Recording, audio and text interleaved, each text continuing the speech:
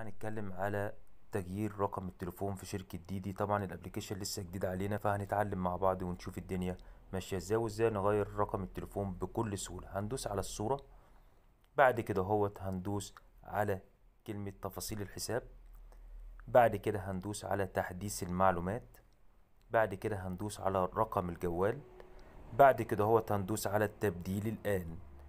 بعد كده هتكتب رقم التليفون حضرتك،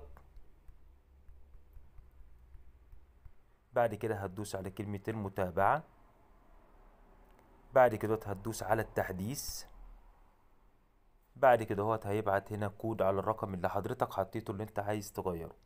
تمام، بعد ما تحط الرقم اي كود ايا كان هو كده هيتم تغيير رقم التليفون لابليكيشن ديدي. بتمنى للجميع التوفيق يا رب.